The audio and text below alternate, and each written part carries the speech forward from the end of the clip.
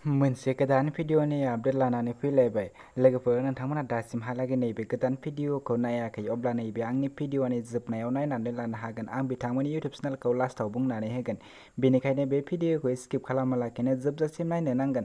लोगोफोर नोंथांमोना नैबे आंनि चेनेलाव गोदानब्ला आंनि चेनेलखौ साबस्क्राइब खालामनानै गालां। आं बेफोरबायदिनो गोदान गोदान भिडिअफोरनि आपडेट लानानै फैबाय थायो। बयनिख्रुइबो सिगांसिन नायबाय थानो थाखाय नोंथांमोना बेल आइकनखौ अल क्लिक खालामनानै ला।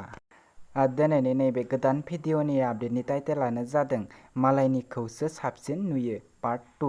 लोगोफोर दासिमहालागै नैबे गोदान बड' कमेडि शर्ट फिल्मखौ नायाखै अब्ला नोंथांमोना बे भिडिअनि गेजेरजों नायनानै लानो हागोन।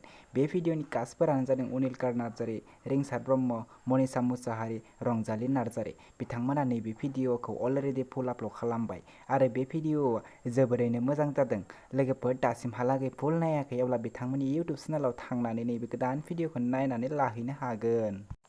नैबे भिडिअनि कनसेप्ट, स्क्रिप्ट, केमेरा आरो एडिटिंआनो जादों सुबर्णा आरो बे भिडिअनि प्रडिउसारानो जादों रिंसार ब्रह्म।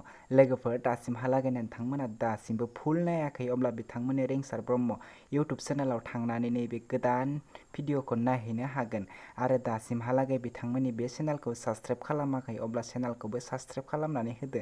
बिथांमोना बेफोरबायदिनो गोदान गोदान शर्ट भिडिअ लानानै फैबाय थायो।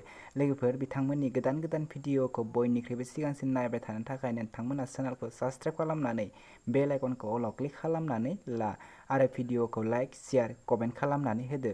बिदिब्ला लोगोफोर दिनैनि नैबे गोदान भिडिअनि गुसुं आपडेटआ बेखिनियानोसै। आंनि चेनेलखौबो साबस्क्राइब खालामनानै गालांदो। आंबो बेफोरबायदिनो गोदान गोदान भिडिअफोरनि आपडेट लानानै फैबाय थायो।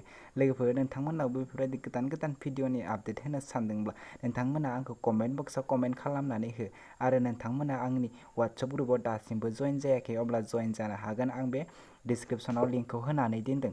लोगोफोर नेक्स्ट भिडिअनि आपडेटखौ नोंथांमोननि गेजेराव थाबैनो लानानै फैफिननो नाजागोन। बेनिखायनो चेनेलखौ साबस्क्राइब खालामनानै बेल आइकनखौ अलाव क्लिक खालामनानै लाखिथ'।